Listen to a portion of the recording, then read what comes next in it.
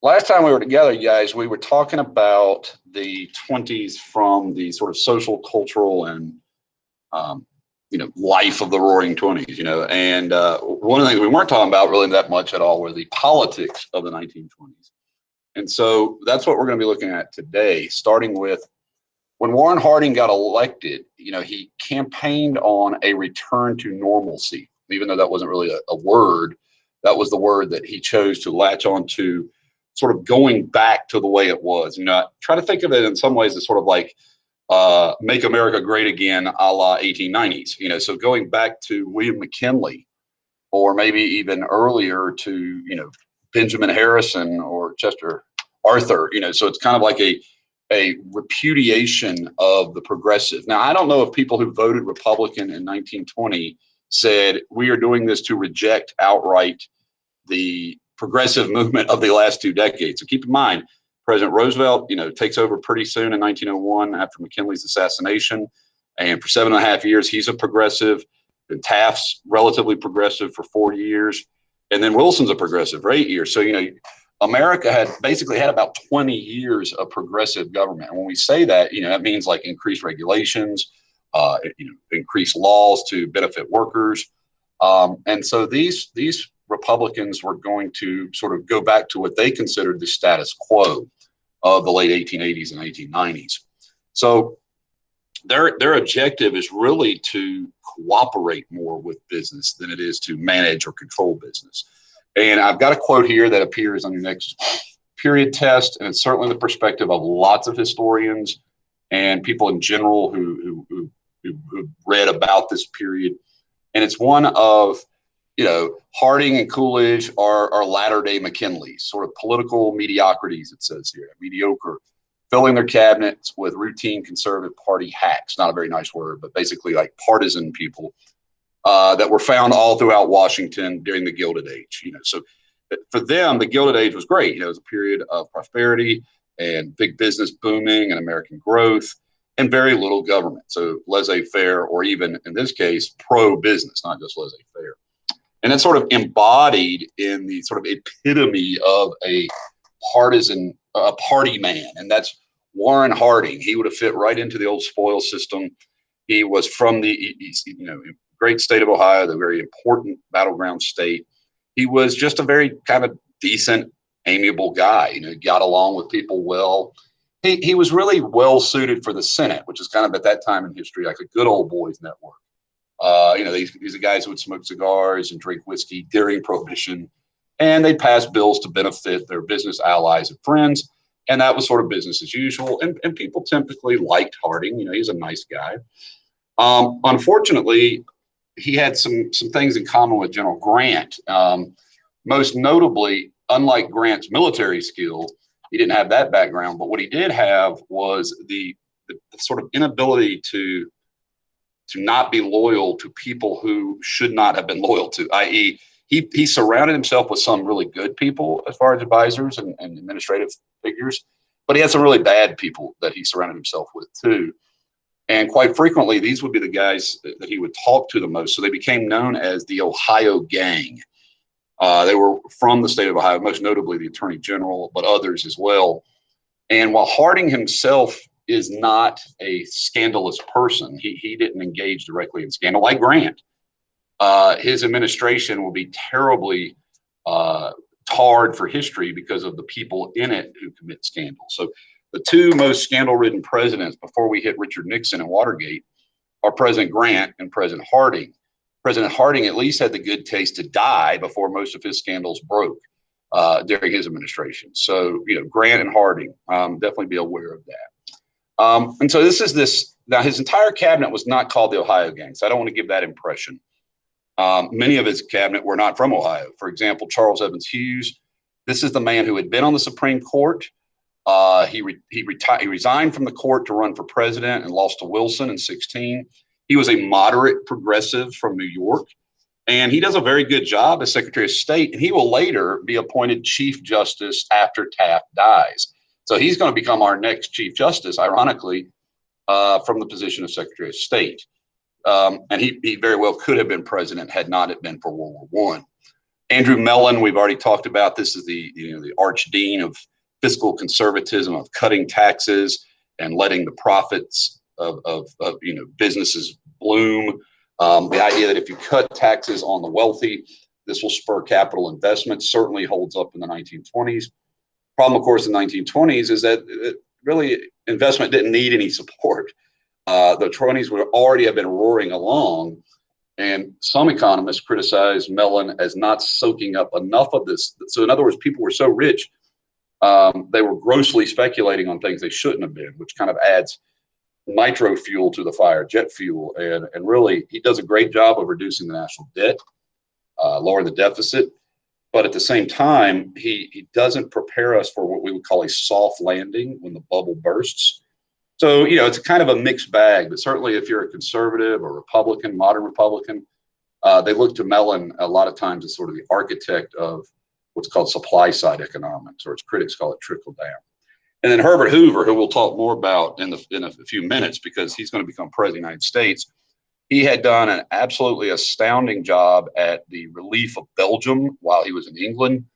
And he ran for president and didn't get the nomination. But Harding gave him the option to choose state or commerce. And he chose commerce because he saw that as keep in mind, the Secretary of Commerce was a brand new position under Theodore Roosevelt. It was broken apart from commerce and labor. And he is going to use that position to promote American business to an astonishing level. So he really is a great Secretary of Commerce if you consider how successful the businesses of the 20s were doing. And some of that had to do with his leadership. But of course, we're going to get to his role as president. And he even in 1927 helped. There was a terrible flood, and ultimately President Coolidge put him in charge of the flood relief because that's what the American people wanted. And he did a great job of that, too, down on the Mississippi River. So those three guys were not from Ohio, so they're not part of the Ohio gang. Hughes was a New Yorker. Mellon was from Pittsburgh. And Hoover was from Iowa and then Oregon. So he is actually a world traveler. We'll talk about it again. Fall was from New Mexico, and he was a vehement anti-conservationist. So this guy didn't care at all about preservation or conservation of natural resources, and he was put in charge of the Interior Department, and he's going to commit some really serious malfeasance, bad actions. And then Harry Daugherty, who was from Ohio, is ultimately going to be literally a crook. So here's the nation's chief law enforcement officer who is going to get arrested for breaking some of our country's major laws. So it's the two on the right who are most associated with sort of the negative reputation of President Harding's administration. But the three on the left were actually quite good. In fact, Mellon will serve out all of Coolidge's presidency as well, and Hoover will too. So these two guys particularly were quite effective. Now, under these Republicans, particularly Coolidge, the role of the federal government is to help business, not to hinder business, is their philosophy. Coolidge would famously say the business of America is business. And so during this period, and we talked last week about how one of the major problems with prohibition was lax enforcement. In other words, like the federal government didn't fund the enforcement of those laws. Well, under President Coolidge particularly, but also Harding, the government did not enforce the Interstate Commerce Act, the Sherman Antitrust Act. And you're going to see a lot more monopolies formed during this period, consolidation of businesses. They certainly don't regulate businesses in a way to prevent them from doing some of the more egregious behaviors. You'll see that they're going to really fill up the courts with pro-business judges, particularly President Harding. He's only president for about a year and a half, but he's going to put 4 justices on the Supreme Court. Taft will be a key swing vote as Chief Justice, and then later so will Justice Hughes, Charles Evans Hughes. But by and large, you had 4 really, really conservative votes on the Supreme Court. So a lot of times you're going to see that come into play during the New Deal. So when President Franklin Roosevelt was president, the court will actually rule against quite a bit of New Deal legislation, and they were conservative justices. One of the great examples, it's usually the one used by the AP and by history teachers as sort of a conservative pro-business point of view, is a case called Adkins v. Children's Hospital. And I'll take you back to the case of Muller v. Oregon, where there had been special laws limiting the maximum amount of hours women in the workforce could work, right? And that had been upheld. But there was another case that we talked about, and I really want to make sure you learn this phrase, called Lochner v. New York. In Lochner v. New York, the Supreme Court had created a term that was new. And this is one of the first times you're ever going to hear this in American history, where the court will interpret the Constitution to this freedom. So they called it freedom of contract, which that meant relationship between one person and another to enter into a contract. Justice Oliver Wendell Holmes protested it because he believed that that was not in the Constitution, like you're making up a freedom. But nonetheless, it was the rule of the court, and there was a law in Washington, D.C. that would guarantee a minimum wage for women workers, specifically women workers.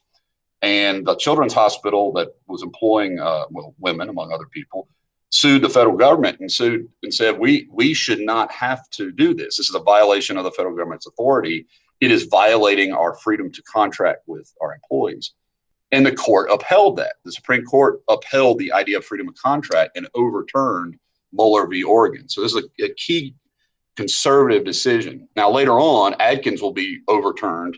And so today we, of course, have minimum wage laws and 40-hour work weeks and things like that. But for this period in history, the court looks at laws that restrict what business owners can do with workers as not a good thing. They consider that unconstitutional. Plus, the courts will be routinely used to break up strikes. Remember the year 1919?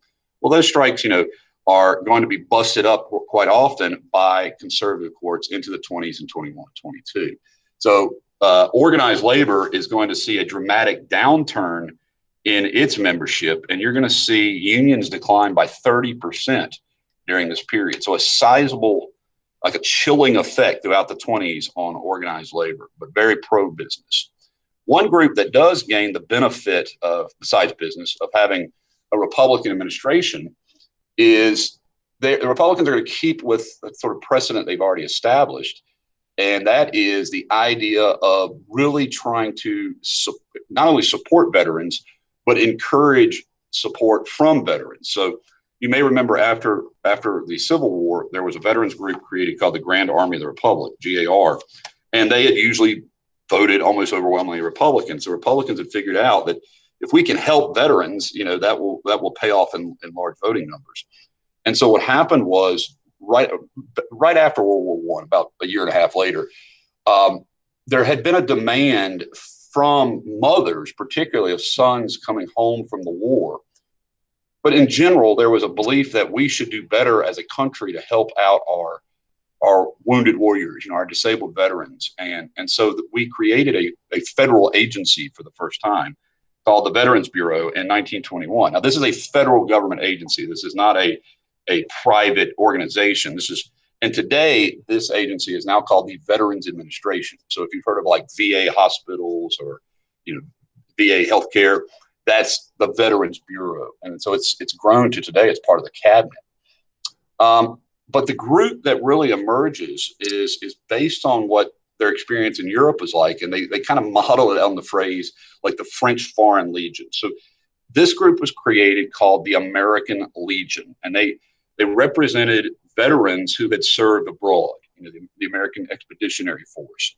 And they became very effective. And they're the nation's longest lasting veterans organization. They're still in existence today. You guys, some of you may have heard the announcement about Boy State a month or so.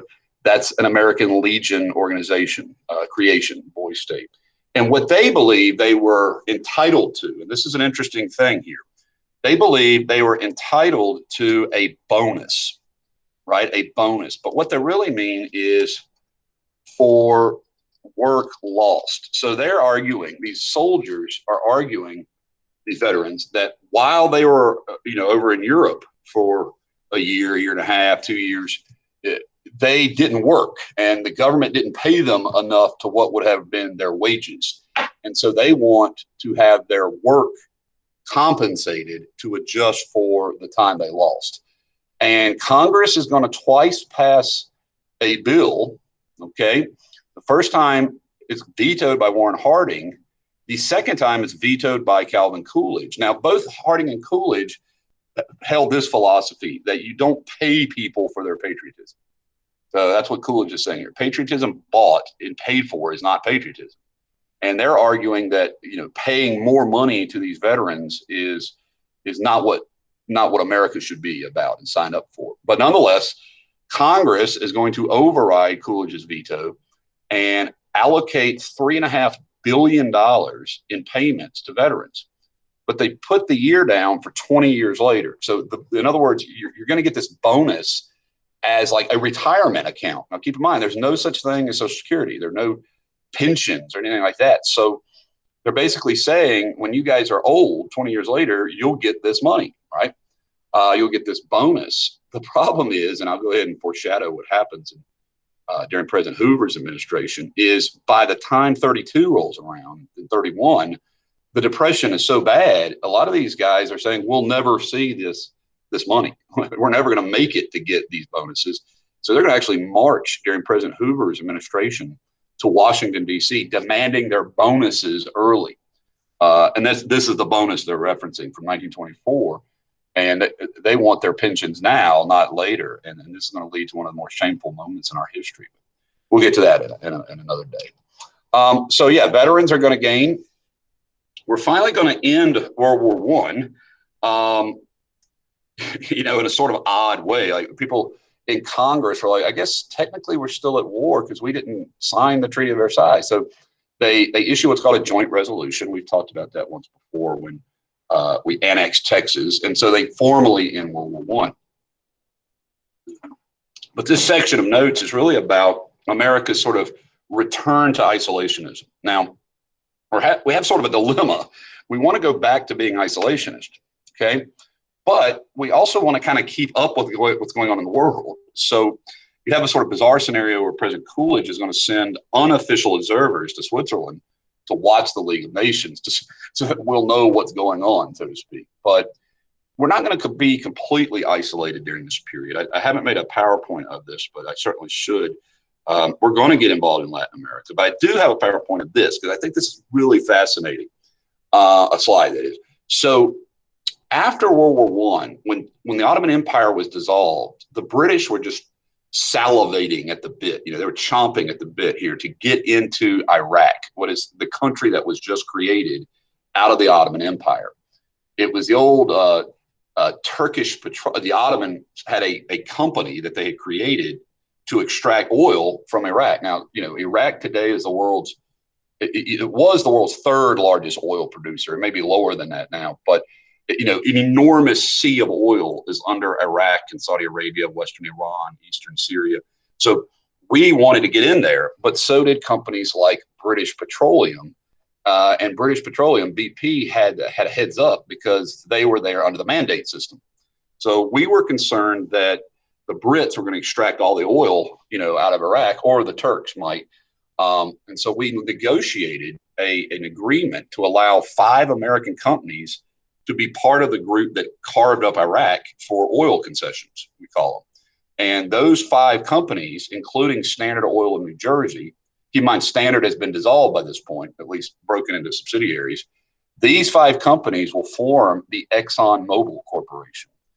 So Exxon, which is SO, which would stand for Standard Oil, SO, Standard Oil, that would become this huge mega corporation, right? So we're going to be involved a little more in the Middle East than even most Americans at the time knew about. And we're not going to be completely isolationist, but we're not. The goal of these Republicans, which is fascinating to me, is reduction in militarism, which is very much what Woodrow Wilson wanted to do.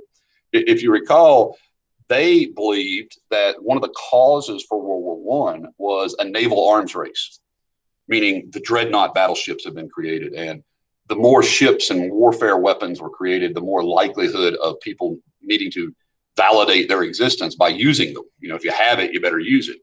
So we're going to invite 60 some countries to Washington, and we sit down with, and by we, I mean Secretary of State Hughes. He was a major player in this negotiation, and it's called in history, actually, formally, it's called the Washington Naval Conference. Informally, we call it the Washington Disarmament Conference. I don't want to confuse you there. They didn't start out calling it that. In fact, a lot of people around the world thought, America was going to sort of flex now that we'd won World War One, and this was a bit of a surprise to the people who were invited. So when they get here, they say we've made too many ships, and of course, at this point, America's already dismantling its Navy almost entirely. It's selling off its merchant marine ships to merchant marine. And so you see this negotiation, particularly over Japan. So if you want to make a note here, this is where it becomes clear that Japan is a fairly equal player in the negotiations. So you may remember things like the gentleman's agreement and stuff. Well, Japan is now a full scale empire. But the concern is, how do we keep countries from escalating into warfare?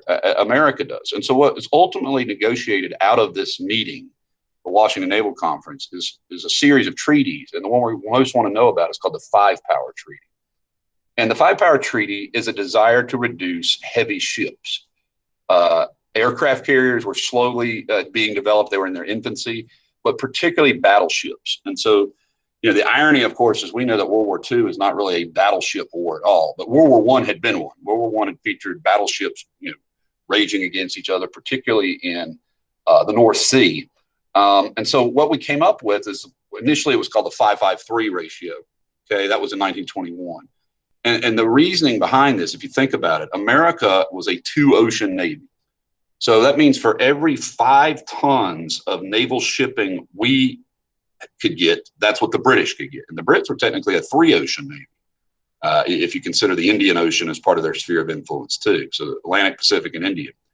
But you'll see here that Japan, who really was only in the Pacific, got a pretty good deal. They get 3 tons in their ratio. So for every 5 tons of American shipping battleships, the Brits get 5, the Japanese get 3, the French get 1 2/3, and the Italians get 1 2/3. So the idea would be that we would reduce the amount of naval ships. Like, nobody would build more than anybody else. The problem, as I pointed out here, is that this doesn't restrict smaller ships. So you could build as many cruisers and destroyers as your fleet could handle. We also promise, and this is an interesting agreement, that we would stop fortifying. That means no more fortresses, no more heavy, military armaments in our Far East territories. I've been looking at your test question, and a whole bunch of you guys missed a question about when did America really become embroiled in a debate about imperialism. It wasn't over the annexation of Hawaii. That was controversial for the Hawaiians, but not that much for the Americans. But when we acquired the Philippines, this was a huge moment, of controversy. And now we were arming it. We had troops there. And Japan viewed that as a threat. If we've got a large military presence in Asia, they didn't like that. So we agreed to stop doing that under this 5-power treaty. So it's kind of like accepting where each country's area of military dominance would be. All right. But perhaps, and by this point, Hughes has left the Secretary of State. He's no longer in that office. And our new Secretary of State is a man named Frank Kellogg, who initially was not big a fan of this idea, but he ends up going along with the proposal and hosting with the French a meeting. So this becomes jointly known. Of course, they're in Paris. That's where all these treaties are negotiated, it seems. But they end up jointly hosting a conference, which becomes formally known as the Pact of Paris. But we've got so many of Parises in this class. I want you to know it as the Kellogg-Briand Pact, Kellogg-Briand. And that's named after the French Foreign Minister, Aristide Briand. So you got Frank Kellogg, the American Secretary of State, and Aristide Briand. And they sit down and they negotiate. And finally, they come to an agreement that offensive war will no longer be a policy of countries. So 62 countries sign off on a promise that they won't use war anymore. Now, that sounds amazing. That sounds absolutely Wilsonian to be coming from a Republican president, right? Or Republican leadership. But, the immediate problem, which was actually identified by Kellogg and others, is that this is just a piece of paper that has been signed. Like, there is no enforcement mechanism. So if a country decides to go to war, what then? In other words, what if a country breaks the Pact of Paris? By the way, I'll point out that Japan signs this document. Germany signs this document. Italy signs this document. So the famous aggressors of World War II signed the Kellogg-Briand Pact. Now, obviously, it's not the same people in 1939, but this is one of the problems with both the Treaty of or the Pact of Paris, another one in Europe called the Treaty of Locarno, and with the disarmament conference, is that they're, in the words of Hitler, scraps of paper, meaning they're only as significant as the willingness of the countries that signed it to participate will do. So, for example, we can sign on to a treaty now that says we'll reduce pollution, but if our government doesn't do that, it's just a piece of paper. You understand? So outlawing war is great unless the people who want to outlaw war don't bother following. And so the Kellogg-Briand Pact is an example of speaking softly and carrying no stick. And Teddy Roosevelt, had he been alive, would have absolutely despised this, because there's no enforcement clause, there's no mechanism, there's no what if solution there. And so this thing is going to fail. But in terms of idealism, it's quite optimistic. Now, a key component of these Republican presidencies, a major component, is a return to increasing tariffs. Now, if you thought we were done with the tariff problem, we almost are. But it's going to take the Great Depression to finally break the back of Republican protectionism. So let that sink in. This is the William McKinley acolytes doing exactly what they've been, in their mind, justified in doing since the days of Alexander Hamilton. And that is to raise a tariff in order to guarantee economic success. So unfortunately, they looked at history and they saw tariffs as being passed coinciding with booming economic periods of prosperity. I would argue, as do something like 1,000 economists wrote a letter against these tariffs, saying, I didn't know there were 1,000 economists, and statesmen, we are no longer an infant nation with baby corporations, right? We are a giant country made up of companies, and protectionism is not going to work in an era where free trade makes sense, right? But they're going to pass the 40 McCumber tariff. And I want you to learn these tariffs, like at least the key Republican tariffs. So if you go back all the way to the McKinley tariff, right? The McKinley tariff had been the highest tariff in American history. It was over 38%, it's closer to like 42%, right? And so then you had the, Payne-Aldrich tariff, which Taft had said is the greatest tariff in the history of our greatest law in the history of the Republican Party. And then you had Wilson reduced tariff. So keep in mind, Wilson's a D and Taft was an R, right? And now you have the highest tariff since then. Harding is going to see this tariff. And then, of course, after this, 8 years later, you're going to have the worst tariff in American history, 60% tariff rates on the Hawley Smoot tariff. So the 20s are marked by a return to protectionism. And unfortunately, this is absolutely the opposite of what America should be doing. We are in a position where after World War I, we're basically the world's major producer of goods. And what we needed was to have Europeans trade with us so that they could get capital, so they could get cash, and vice versa. Unfortunately, the major cause of the Great Depression, number one cause, I would argue, is overproduction. In the past, it was over-speculation, right? You always remember over-speculation? Well, this time it's over-speculation in consumer goods. We make too much stuff. And what we needed were markets to be outlets for that stuff. But by putting these huge tariffs up, the Europeans had no choice but to respond with, and here's your key word with tariffs, reciprocity. So what happens is Europe then puts tariffs on American products, which all that does is make products more expensive. That doesn't accomplish much of anything. And Europeans, after World War I, needed to sell their goods somewhere because they needed to kind of kickstart their industry. And unfortunately, they didn't have anyone to sell to because everyone was broke. And so you had the 20s were a terrible period for Europeans. This is why Mussolini comes to power in the 20s. This is why Hitler is going to come to power in really early 30s, because the economy of the European. Now, here's the thing. If you were just looking at this as an American, you would say, well, who cares about the European economies? That's not our problem.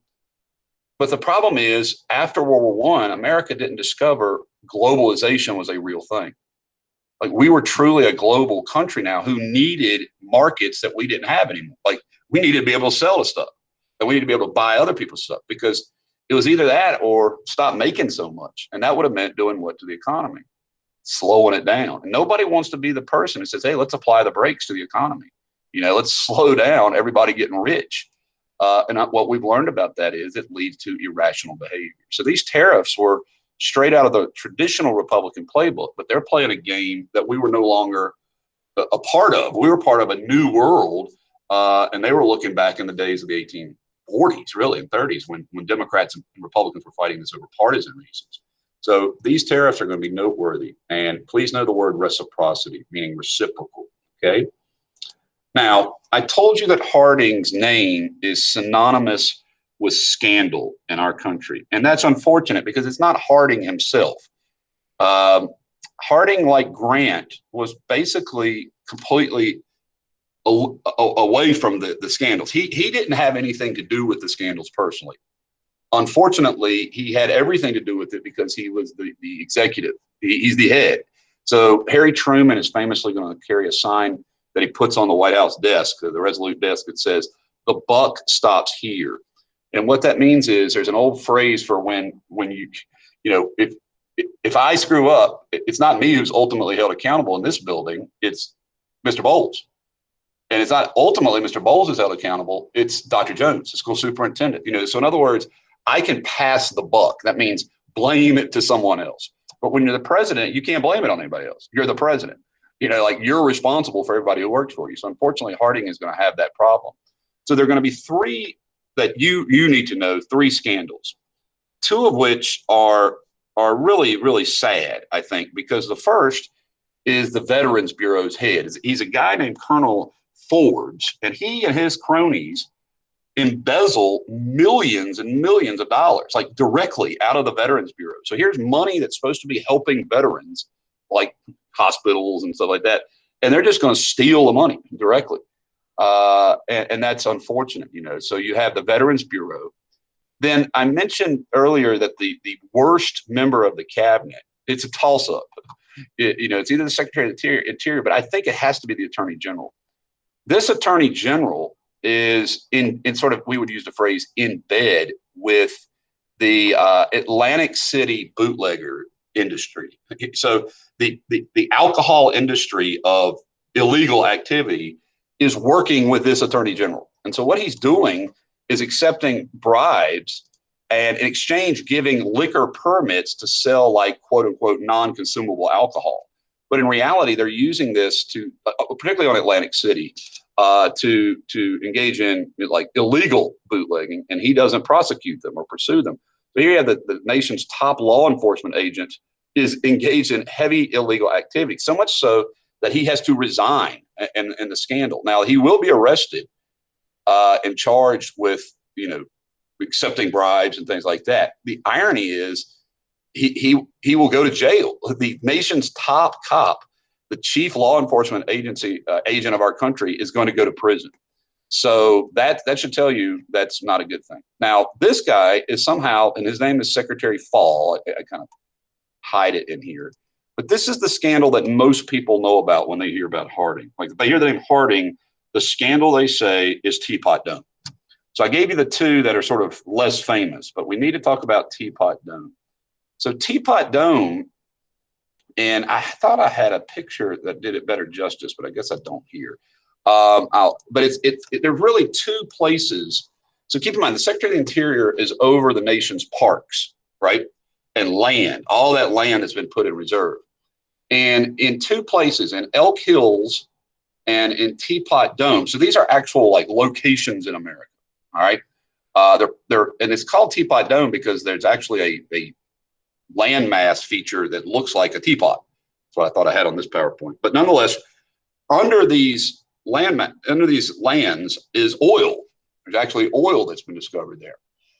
And the oil is for the U.S. Navy. It's U.S. Naval Reserves oil. So think about, like, in other words, when they extract this oil, it's supposed to run Navy ships. Like that's its purpose. Well, Fall talks the head of the Navy Department, into transferring that land, those reserves, to the Interior Department. Well, that's not crazy to think about because the Interior Department oversees the nation's lands. But then he accepts $300,000 in Liberty loans and gifts from heads of oil companies. Well, I wonder what he did that for. He then allows these companies to have leases on public land. So they're going to extract oil for their corporations that was supposed to be the oil set aside for the U.S. Navy. And he accepts $300,000 in bribes for that. In the end, the guys that gave him the bribes will go to jail, but no jury will find him guilty. So he'll quit. And the good news for Harding is this story breaks right at the exact same time that Harding dies. Yeah, I guess that's good news. So the point is that Harding, as soon as these stories started to become public, he developed pneumonia and died. Now, Harding's death is one of the more interesting ones in history as far as controversy, because people begin to believe that Harding was killed by his wife, that she poisoned him while he was on a tour. There's no evidence really to support that, but Harding's father-in-law could not stand Harding. He called him the N-word to his face. Harding had a rumor that kind of traced his whole time as a public official of being part black. And so there's no evidence to show that, but that was a huge rumor at the time. And so his father-in-law couldn't stand him. And then the rumor spread that his wife had him killed with poison. But regardless, he dies right as these scandals break.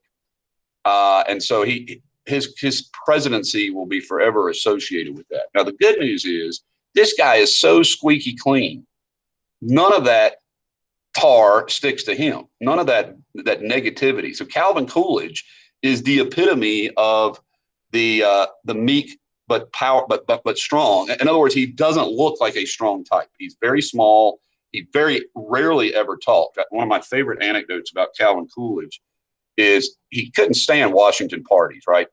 He's from Vermont, and those guys from Vermont are known for being very frugal, very very tight-lipped, and he was at a party one time in D.C. and these two ladies were kind of looking at him, because here's the president, and they come over. One of them does and says, "I bet my friend over here that I could get you to say three words, Mr. President." And he looked at her just as cold as can be and said, "You lose," and walked off. Like that was Calvin Coolidge. Like he just wasn't a very nice guy. Yeah, just 2 words. That's all you get. But at the same time, he really kind of was very honest and very dignified, I guess you could argue. But he, as you can see by these quotes, he literally believed that the role of government was to make life better for corporations. He believed America was better when business was better. And so he is the sort of epitome of, I have on here that he's laissez-faire, but in reality, this is the guy where the lax enforcement of laws comes in. So he's actually opposed to restrictions and regulations completely. The business of America is business, and those who work at the factory worship as if it were a temple, right? So that's, by the way, I have here a picture. Calvin Coolidge broke the number one rule of all candidates, and that is he got photographed in a funny hat. Like, so they say never allow yourself to have a picture of you if you're running for president. It didn't hurt him. He still got reelected, but or elected in his own right. But the irony is that since then that's become like a thing in political circles. So I have down here a picture of a guy named Michael Dukakis, who in 1988 ran for president and was photographed Governor Dukakis was photographed in a tank, and he absolutely looked anything but military. Like he's the opposite of a strong man militarily. So nonetheless, that's a very famous picture of Coolidge, in a Native American headdress.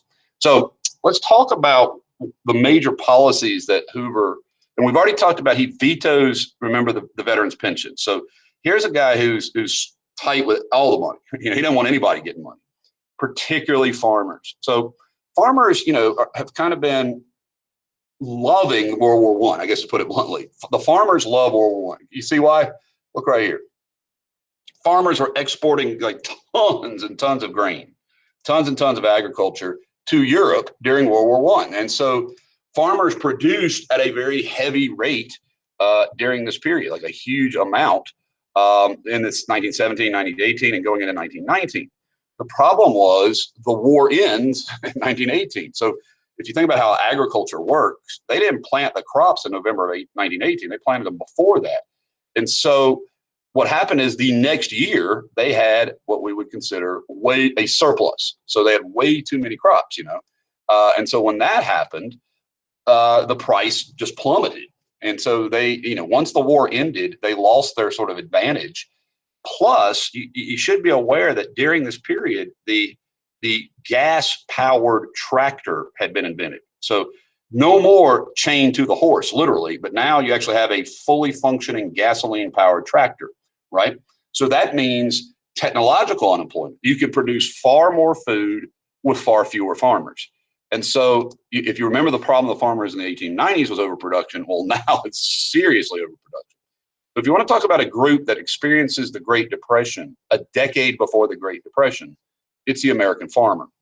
Farming was not prosperous, and there were thousands and thousands of repossessed farms during the 1920s. So the Depression started a decade early for them, and there were attempts by Congress to help them. Congress passed a bill twice called the McNary-Hogan bill from the Farm Belt.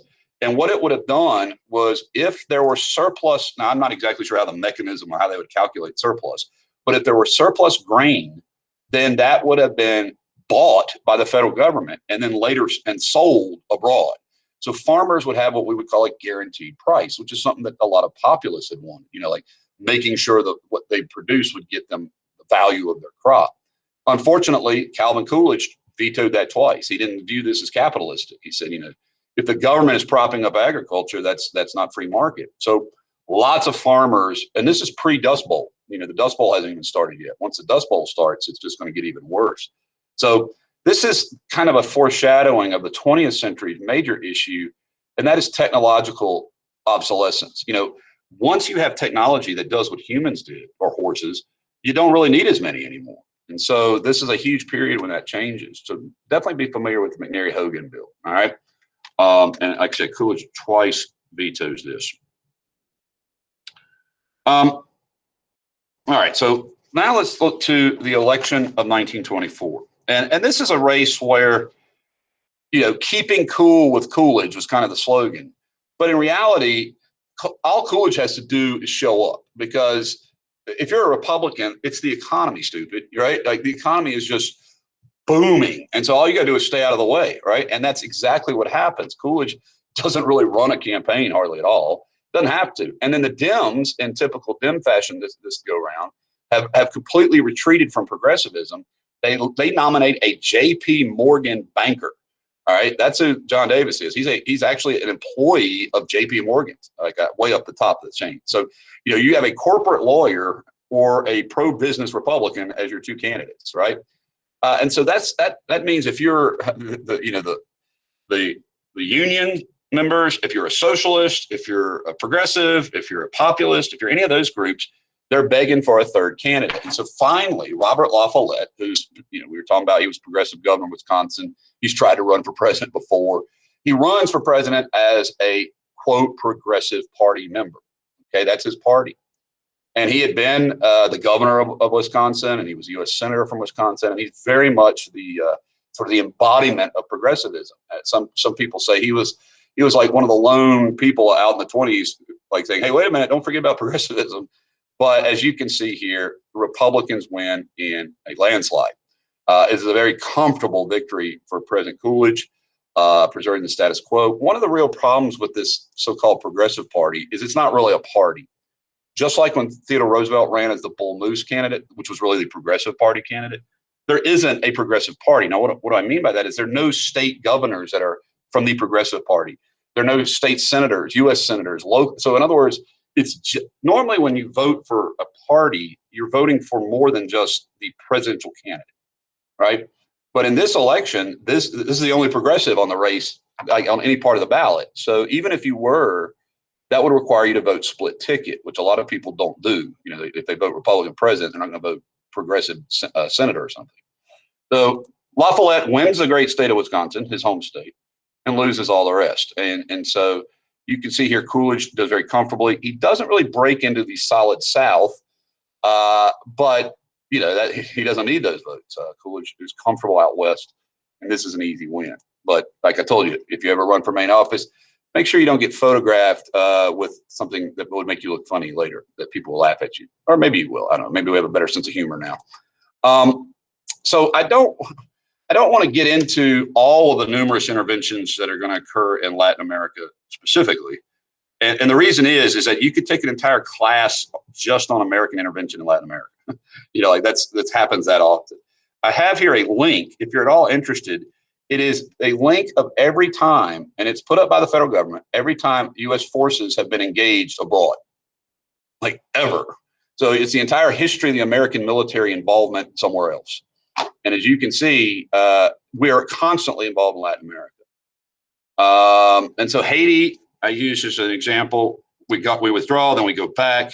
Nicaragua, Honduras, but not Mexico. So, you know, under Coolidge, we continue to do what Wilson had done, and TR had done, and Taft had done.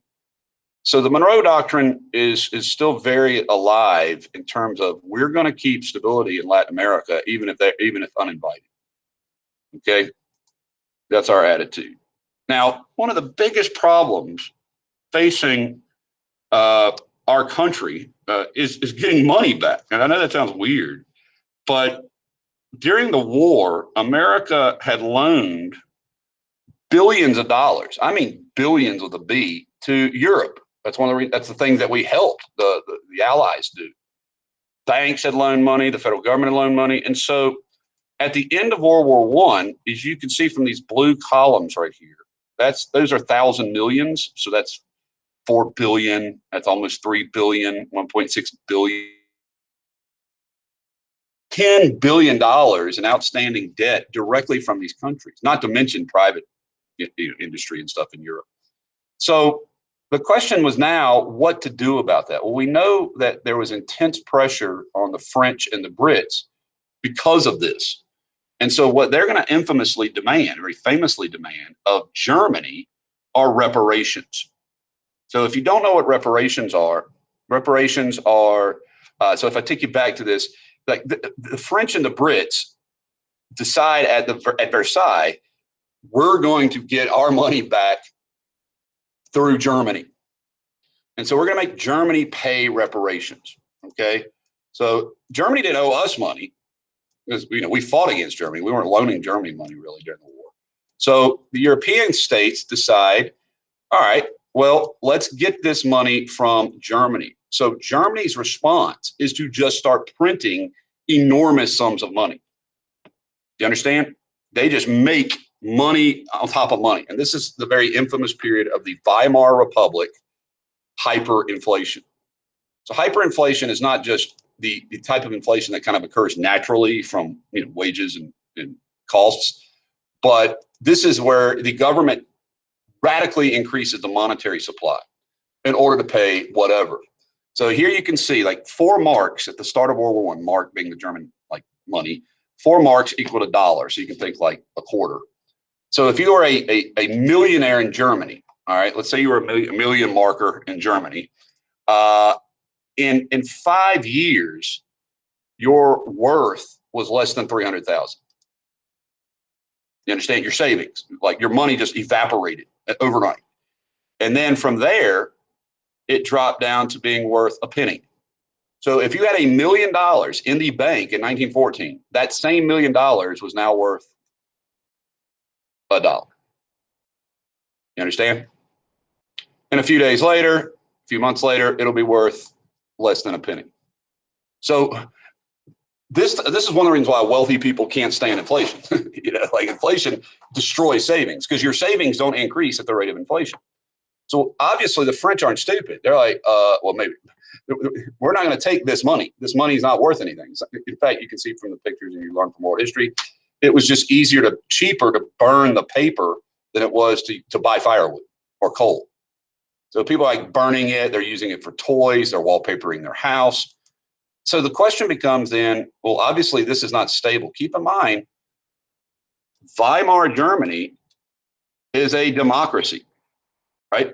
This is a parliamentary democracy that holds elections.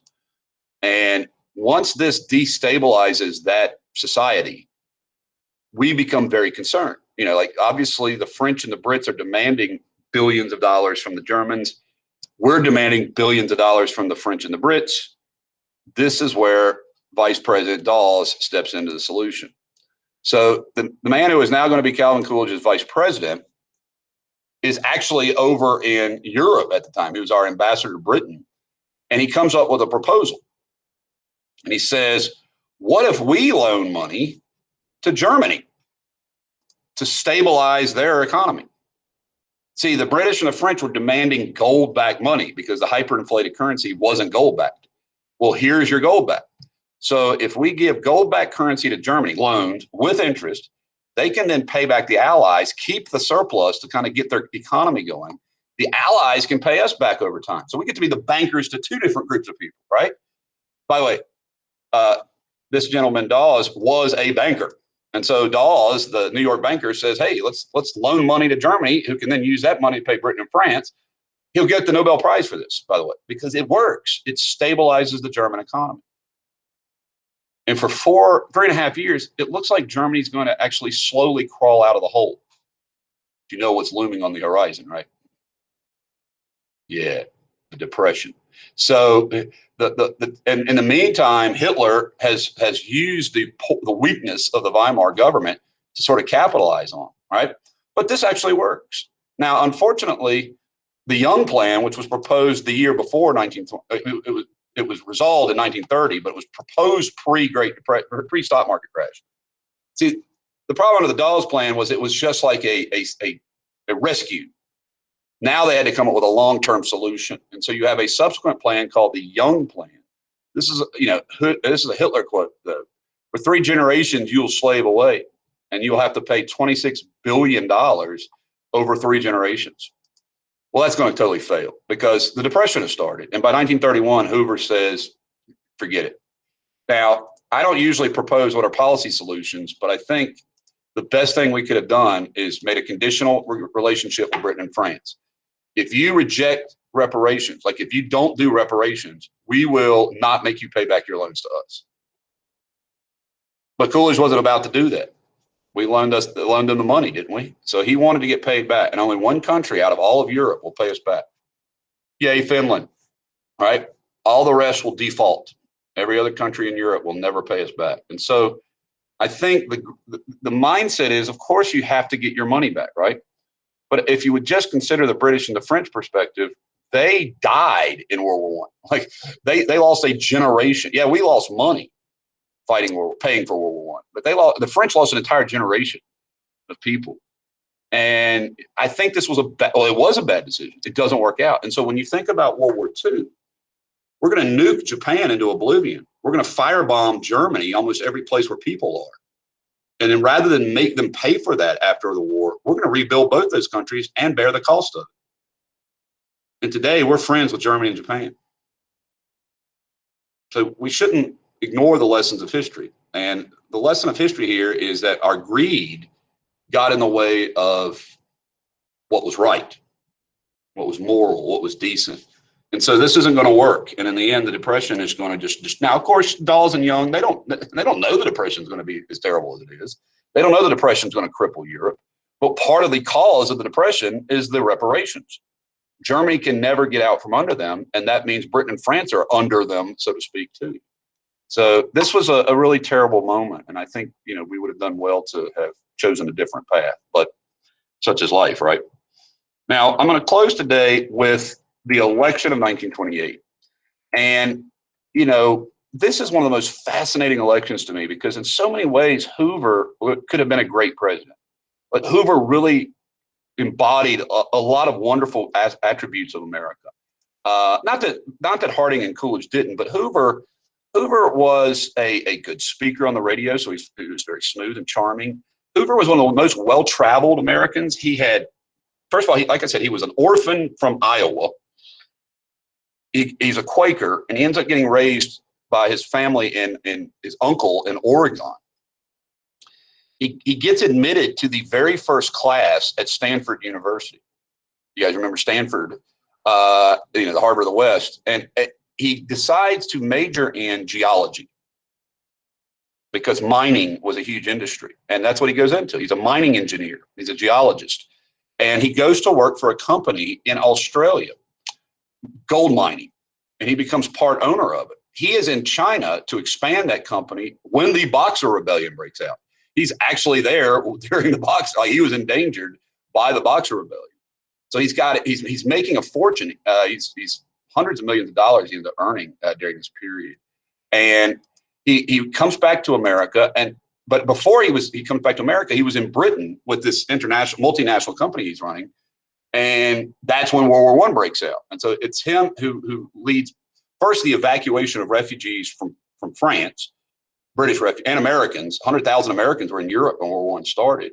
But he also spearheads the relief of Belgium, so much so that Wilson taps him to run the food board, the war food board, and he does a really good job at that. So a lot of people are like, this guy might be a Democrat, and he's progressive on something. Like, he's comfortable with minimum wage laws and things like that. So he's a very interesting figure, and like I said, great story. And he was an absolute efficiency expert. If you think about like the Frederick Taylor mindset, that's him. He's all about maximizing profits while reducing waste. So he's very, very effective. Meanwhile, the Dems run one of the most popular New Yorkers in history. They call him the Happy Warrior. Al Smith was a 4-time governor of New York. He was very popular in New York. And he probably had a chance of being elected. Except radio really is going to hurt this guy. Hoover sounds great on the radio. He's lived in Iowa, he's lived in Oregon, he's lived in California, he's lived in Britain. So he's got a very smooth, sort of educated sounding voice. Al Smith sounds like somebody from the Bronx or from Brooklyn. He's got like a New York accent, like it's really heavy New York accent. And so when people hear him on the radio, they're like, ugh. So he's that. Plus, he was very much opposed to prohibition. He's what we would call a wet. Now, that's not unusual in New York City, but that doesn't play too well down south. And then the other thing that really doesn't play well down south is he's Catholic. So again, none of those things are particularly bad, except they're terrible for Democrats outside of New York.